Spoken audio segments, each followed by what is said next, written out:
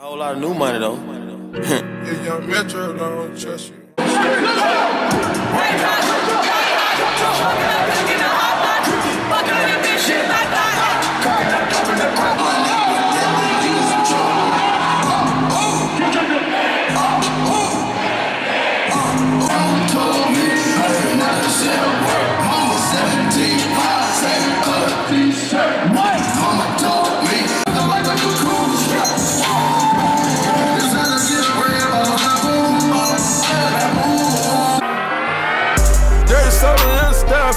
Spend a day here around. Just let me go to NASA.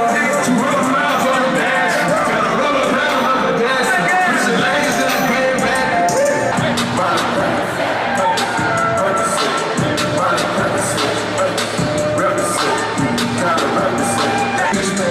You know it up on the big.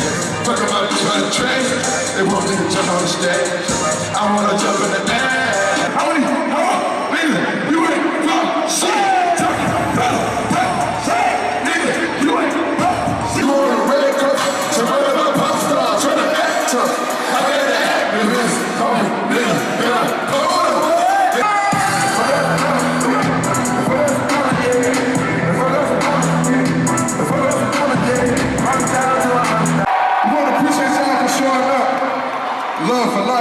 Hey guys, it's your girl No Better Nina and welcome back to my channel. Sorry I was away for a little bit. I was actually working on developing a rating system for the channel for the concerts that I go to. Cause I didn't want it to be oh, this concert was 7 out of 10 and literally anybody can say a concert was 7 out of 10. So this is what we're gonna do. I'm gonna have criteria to base the concert off of, which is timeliness, opening acts, vocals, set changes, choreography and costumes, track list, crowd interaction, the overall sound within the stadium, and the tour's merchandise. So after I kind of break down that list and give you guys the details on the concert that I went to, I will tell you whether or not there is no better concert or a better concert. So essentially no better concert means there is no better concert and this concert was dope, definitely recommend it, check them out. And then better concert means it wasn't that great, I don't really recommend it. I mean, if you want to check them out, go for it, but I didn't tell you to. So as you saw from the intro video, this video is going to be about the Nobody's Safe tour, which Future did last year in 2017. Yeah, 2017. So I went with a few friends and I don't have any crazy stories like I did for Young Thug, because that was just disaster. I mean, you could even look now,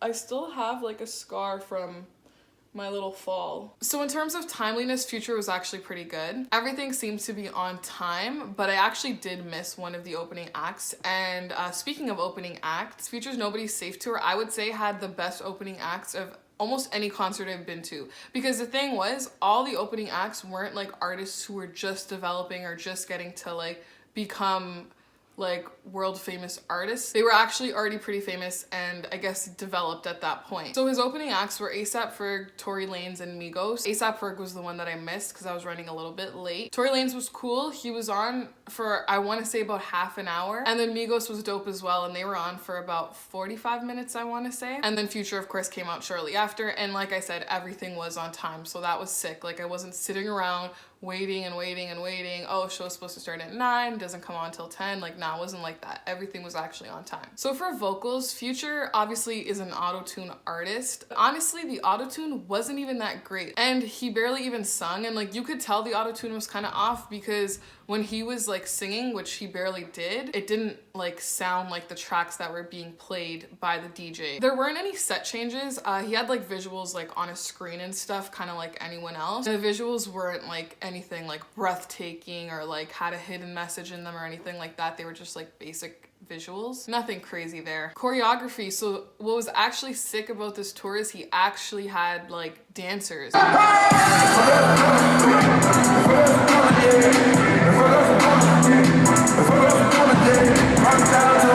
The reason I think that's so cool is because I've been to so many hip-hop concerts and they rarely ever have dancers. So that was dope for sure because they actually had choreography and Future actually took part in some of that as well, which was really cool because like I said, I've never seen that at a hip hop concert before. Because nowadays it's just usually the artist on stage, just singing, whatever. They have their visuals on the screen if they even have any, and then that's pretty much it. He didn't have any costumes, but the track list for the tour was pretty sick. What I look for in the track list when I go to a concert is whether or not there's like throwbacks in there, because at the end of the day, that's how you're gonna like relate to the fan base that's there, because 9 times out of 10, those are those fans who were with you from day one. So obviously you wanna like bring in those throwbacks and kind of have them like reminisce and whatever. So that was dope. Future actually did that. He did March Madness, he did Shit, he did Commas, like he did a good job at putting those in there along with some of his new stuff as well. The overall sound in the stadium was pretty good. The concert was at the Air Canada Centre in downtown Toronto. I've never really had issues.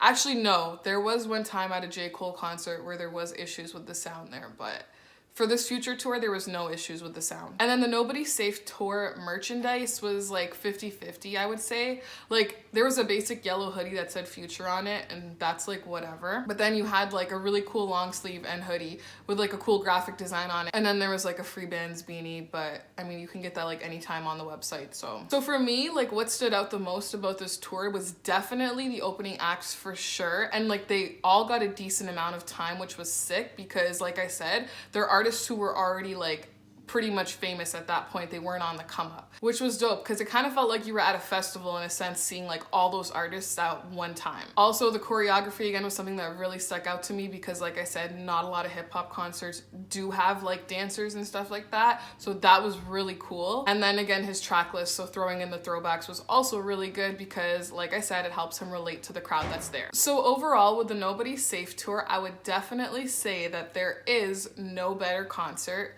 Totally recommend going to see Future. He put together a really great tour and it was definitely the best concert I went to last summer, and I went to a good 4 or 5 concerts last summer. So as promised, I did tell you guys that I would let you know when I am going to more concerts actually coming up. And if you've been following me on Instagram or Snapchat or even Twitter, you did see that I will be attending Tory Lanez for his Memories Don't Die tour, which will be in July. I actually got tickets for Aubrey and the Three Migos tour, which will be in August, so I'll be going to that as well. And then I also got tickets to see J. Cole, which will be in October. I know those are kind of like far apart in terms of like from one to the other. Well, I guess just from Drake and the Migos to J. Cole. Obviously, there's gonna be more content coming out in between then. I'm planning on doing some other things that are a little different from just concert reviews on the channel, so stay tuned for that for sure. But yeah, so make sure to like, share, and subscribe. Oh, and comment. Don't forget to comment too. And I hope you guys are looking forward to the videos and concert reviews that are yet to come. Bye!